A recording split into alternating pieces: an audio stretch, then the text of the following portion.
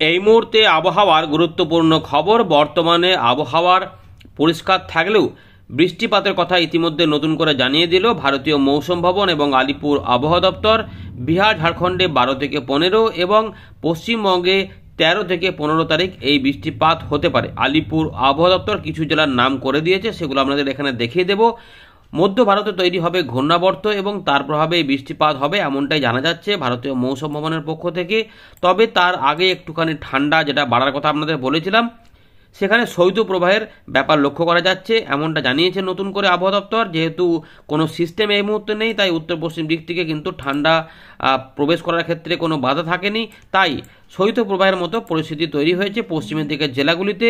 কোন কোন জেলাতে আমরা সেখানে জানিয়ে দেবো। আপনার এলাকায় আজ কেমন ঠান্ডা পাচ্ছেন অবশ্যই কমেন্টে কিন্তু উল্লেখ করে জানাবেন। দিনের বেলাতে খুব ঠান্ডা থাকবে না, কিন্তু রাত থেকে সকালে ঠান্ডার অনুভূতি কিন্তু থাকতে পারে, বিশেষ করে পশ্চিমের দিকের জেলাগুলিতে। তবে দুদিন পর থেকে এই আবহাওয়াতে পরিবর্তন আসার সম্ভাবনার কথা নতুন করে জানিয়ে দিয়েছে ভারতীয় মৌসুম ভবন, অর্থাৎ তাপমাত্রা বাড়বে। চলুন আমরা দেখে নিই কীভাবে কী সম্ভাবনাগুলি রয়েছে।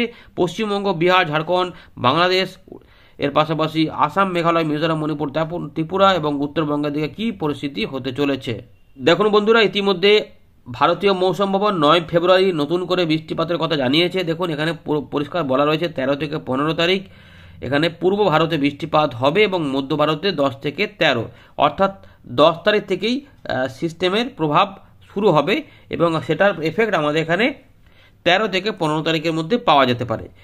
এখন যেটা রয়েছে অরুণাচল প্রদেশ এবং উত্তরবঙ্গে বিক্ষিপ্ত বৃষ্টিপাত, যেটা হয়তো ওই সিকিম সংলগ্ন কিছু এলাকা, দার্জিলিংয়ের দিকে, বাকি অংশে উত্তরবঙ্গে শুকনো আবহাওয়ায় থাকবে এমনটাই বোঝা যাচ্ছে। তবে যে অক্ষরেখা বা ঘূর্ণাবর্ত তৈরি হতে পারে মধ্য ভারতের দিকে, সেটার প্রভাবে বৃষ্টিপাত থাকবে। পূর্ব মধ্যপ্রদেশ, বিদর্ভ, ছত্তিশগড় 10 থেকে 14 ফেব্রুয়ারি, মধ্য মহারাষ্ট্র এবং মারাঠাওয়াড়া 10 এবং 11, উড়িষ্যার দিকে 11 এবং 12 ফেব্রুয়ারি এবং উত্তরপ্রদেশ, বিহার, ঝাড়খণ্ডে 12 থেকে 15 তারিখ বৃষ্টিপাতের সম্ভাবনা। গাঙ্গেয় পশ্চিমবঙ্গ অর্থাৎ আমাদের দক্ষিণবঙ্গে 13 থেকে 15 ফেব্রুয়ারি বৃষ্টিপাত হওয়ার কথা জানিয়ে দিল এবারে ভারতীয় মৌসুম ভবন। যেগুলো আপনাদের অনেক আগেই বলেছিলাম যে 13 থেকে 15 বৃষ্টিপাত হতে পারে, সেটা এবারে ভারতীয় মৌসুম ভবন জানালো। এদিকে কিছুটা বজ্রবিদ্যুৎ থাকবে এটার প্রভাবে ওই বিদর্ভ, মধ্যপ্রদেশ, ছত্তিশগড়ের দিকে। এছাড়া অন্ধ্রপ্রদেশের উপকূলেও কিছু কিছু অংশে, তামিলনাড়ুর দিকেও কিছু কিছু অংশে বৃষ্টিপাত থাকবে ওই 12, 13, 14, 15 এই সময়কালটার মধ্যে।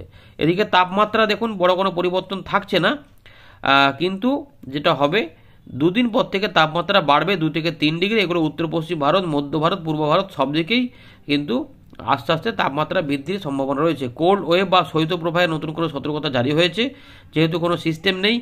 এটা হিমাচল প্রদেশ, পাঞ্জাব, মধ্যপ্রদেশ, বিহার এবং এবারে উত্তরবঙ্গ এবং সিকিম 9 এখানে ফেব্রুয়ারির দিকে এবং উত্তর রাজস্থান, এর পাশাপাশি গাঙ্গেয় পশ্চিমবঙ্গে 9 এবং 10 ফেব্রুয়ারি বলছে যে শৈত্যপ্রবাহের পরিস্থিতি থাকতে পারে। যার জন্যই হয়তো যেটা শুক্রবার থেকে রবিবার পর্যন্ত এই ঠান্ডার প্রভাবটা কিন্তু রাত থেকে সকালে থাকবে, একটু ঠান্ডা ঠান্ডা মনে হবে, এইটাই কিন্তু রয়েছে। দেখুন বন্ধুরা, ইতিমধ্যে আলিপুর আবহাওয়া দপ্তর 9 তারিখ সন্ধ্যাবেলাতে যে আপডেটটা প্রকাশ করেছে, এখানে কি বলছে, এখানে কিন্তু বৃষ্টিপাতের কথা উত্তরবঙ্গের দিকে বলা নেই আলিপুরের তরফ থেকে। সিকিমের দিকে একটুখানি হালকা বিক্ষিপ্ত বৃষ্টিপাত, কিন্তু মূলত শুকনো আবহাওয়ার কথাই এখানে বলা রয়েছে আগামী কয়েকদিনে।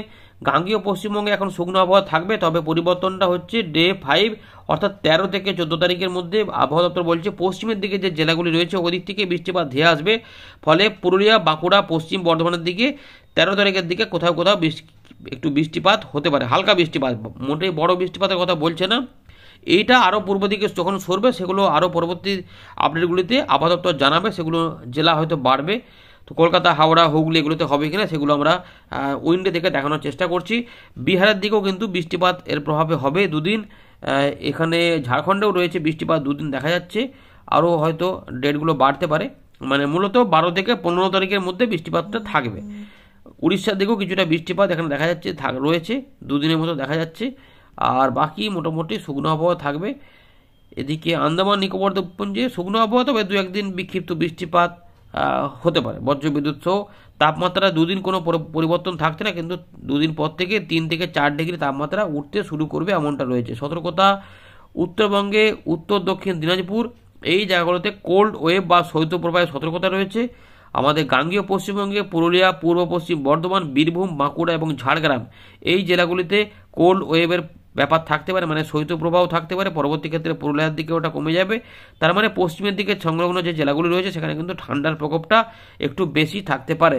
ঠান্ডা ঠান্ডা যারা পাচ্ছেন অবশ্যই জানাবেন। পশ্চিম মেদিনীপুরেও এই প্রভাবটা পড়তে পারে। বিহারের দিকেও কোল্ড ওয়েভ বা শৈত্যপ্রবাহের সতর্কতা রয়েছে আবহাওয়া দপ্তরের তরফ থেকে। এবারে আমরা দেখে নেব যে বৃষ্টিপাত কোথায় কেমন হবে। আমরা প্রথমে একটু বৃষ্টিপাতগুলো দেখে নিই, তারপর আমরা মেঘমালা দেখাবো। অনেকে বলেছেন মেঘটা কেমন হবে একটু দেখাতে। অনেকের মেঘের উপরে নির্ভর করে যে মেঘলা আকাশ হলে অনেকের সমস্যা হয়, যারা ধরুন বই টড়ি তৈরি করে তাদের ক্ষেত্রে সমস্যা হয়। তো আমরা মেঘমালাটাও দেখাবো তাদের জন্য, কিন্তু একবার দেখে নিই বৃষ্টিপাত। মূলত দেখুন তাপমাত্রা কেমন থাকবে। 11 ডিগ্রি থেকে 13 ডিগ্রির মধ্যেই কিন্তু তাপমাত্রা থাকবে, 11 বা 10ও থাকতে পারে। পশ্চিমের দিকে জেলাগুলিতে তাপমাত্রা কম থাকবে। এবং এখানে শৈত্যপ্রবাহের ব্যাপার বলেছে, কারণ এই মুহূর্তে যেহেতু কোনো সিস্টেম নেই তাই এখান থেকে ঠান্ডা হাওয়াটা কিন্তু এখানে আসছে, কিন্তু এটাই আস্তে আস্তে এদিক থেকে ঘুরতে শুরু করবে। ফলে জলীয় বাষ্প এই জায়গাতে ঘূর্ণাবর্ত তৈরি হবে। তো শনিবারে মোটামুটি দুপুরের দিকে 25 ডিগ্রি মতো পাওয়া যাচ্ছে, 25 কি 26। আর রবিবারে এই তাপমাত্রাটা মোটামুটি 10 ডিগ্রি পর্যন্ত থাকবে। সুতরাং রবিবার সকাল বা দুপুর পর্যন্ত মোটামুটি ঠান্ডার আমেজটা পাবেন। দুপুর নয়, বেলা পর্যন্তই বলবো, কারণ আস্তে আস্তে তারপর থেকে পরিবর্তন হবে। দেখুন এখানে বজ্রগর্ভ মেঘ তৈরি হচ্ছে, বৃষ্টিপাত তৈরি হচ্ছে। 11 তারিখ 10 তারিখ থেকে এই জায়গাগুলোতে বৃষ্টিপাতের কথা বলেছে আবহাওয়া দপ্তর। তো এই জায়গা থেকে বৃষ্টিপাত হবে এবং ধীরে ধীরে এই সমস্ত এলাকাতে জলীয় বাষ্প প্রবেশ হবে এবং এখানে বৃষ্টিপাত ধীরে ধীরে ছড়াবে। দেখুন ছড়াচ্ছে আস্তে আস্তে, উত্তরবঙ্গটাও দেখতে পাচ্ছেন। তো 11 তারিখে আমাদের বাংলা থেকে কোনো বৃষ্টিপাত নেই। এবারে 12 তারিখের দিকে উড়িষ্যা পর্যন্ত কিছুটা বৃষ্টিপাত এগিয়ে আসবে। এটার প্রভাবে আমরা দেখতে পাচ্ছি 12 তারিখের দিকে কিন্তু মেদিনীপুরের দিকে একটু বিক্ষিপ্তভাবে দু এক জায়গাতে একটু মেঘ করতে পারে, বা একটু হালকা ফুলকা যদি বৃষ্টিপাত নামে তো নামতেও পারে। দেখুন এই এলাকাগুলোতে একটু মেঘলা ভাব হতে পারে, এরকমভাবে কিন্তু রয়েছে। এইবারে আমরা আরও ট্র্যাক করছি। তো 12 তারিখে এই এলাকাগুলোতে আবার বৃষ্টিপাত শুরু হবে দুপুরের পর থেকে। দেখুন বজ্রগর্ভ মেঘ হবে মূলত, তাহলে দুপুর থেকে সন্ধ্যে পর্যন্ত সময়ের মধ্যে বৃষ্টিপাত সম্ভাবনা রয়েছে। 13 তারিখে বলেছে আবহাওয়া দপ্তর যে বৃষ্টিপাত আমাদের এখানে পুরুলিয়া, বাঁকুড়া, এখানে ওই পশ্চিম বর্ধমানের দিকে আসতে পারে। দেখি কখন আসতে পারে।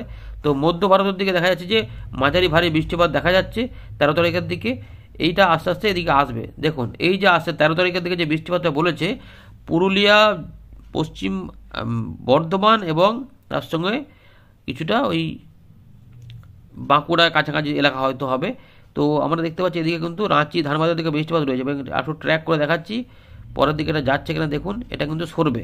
যদি সরে যায় তাহলে এটা কতটা পাওয়া যাচ্ছে, খাতড়া, বাঁকুড়া পাওয়া যাচ্ছে, চাকুলিয়া পাওয়া যাচ্ছে, বলরামপুর পাওয়া যাচ্ছে, পুরুলিয়া, হুড়া, রঘুনাথপুর, আসানসোল, চিত্তরঞ্জন এবং কিছুটা সিউড়ি আশেপাশে দেখা যাচ্ছে 13 তারিখে দুপুরের পর থেকে বা বিকেল থেকে সন্ধ্যের মধ্যে কিছু অংশে বিক্ষিপ্ত বৃষ্টিপাত হতে পারে।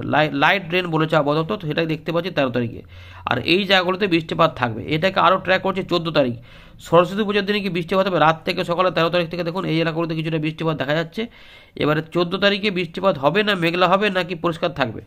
তো এই এলাকাগুলিতে একটু সকালের দুপুরের দিকে মেঘলা মেঘলা হতে পারে, কিন্তু বৃষ্টিপাত খুব একটা বেশি কিন্তু 14 তারিখে নেই। কিন্তু জলীয় বাষ্প যেহেতু প্রবেশ থাকবে তাই তাপমাত্রা বেড়ে থাকবে। সন্ধ্যে পর্যন্ত দিকে যদি কোথাও হয় তো একটু ঝিরঝিরে নামতেও পারে, কিন্তু খুবই কম সময়ে যদি হয় আর কি। এরপরে কিন্তু এই সময় একটা পশ্চিমী ঝঞ্ঝাও মনে হচ্ছে যাবে, কারণ এখানে দেখুন তুষারপাতগুলোও থাকছে। সুতরাং একটা অক্ষরেখা তৈরি হতে পারে। এবারে 14 থেকে 15 এই সময়কালের মধ্যে জলীয় বাষ্পের অনেকটা প্রবেশ হয়ে থাকবে, ফলে এই সময়কালের মধ্যে কিছুটা বৃষ্টিপাত যাবে।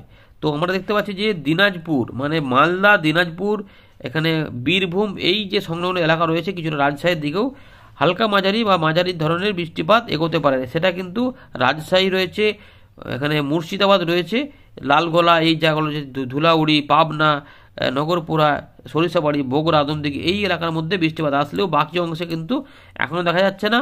তাহলে বৃষ্টিপাত কি গোটা দক্ষিণবঙ্গে হবে নাকি হবে না? তো 15 তারিখে আমরা চলে এলাম। 15 তারিখে কিন্তু আমরা দেখতে পাচ্ছি যে ছড়াবে।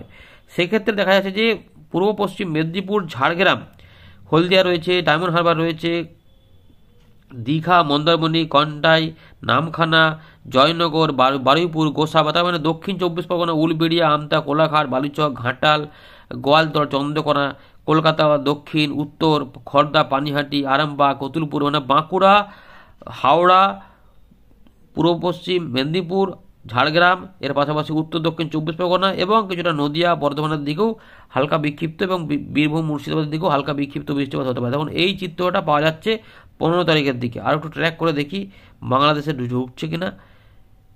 বাংলাদেশে খুবই অল্প রয়েছে, কিন্তু এখানে রয়েছে যেটা আসাম মেঘালয়ের দিকে একটু বিক্ষিপ্ত হতে পারে। সুতরাং একটুখানি কোথাও একটু বেশি কোথাও একটু কমের মধ্যে থাকবে। সুতরাং 13 থেকে 15 তারিখের মধ্যে যে বৃষ্টিপাতটা হবে সেটা কিন্তু খুব যে বিরাট আকারে তা নয়, কিন্তু দু এক জায়গাতে একটু করে মাঝারি নেমে যেতেও পারে। এইভাবে কিন্তু দেখুন বৃষ্টিটা আসবে।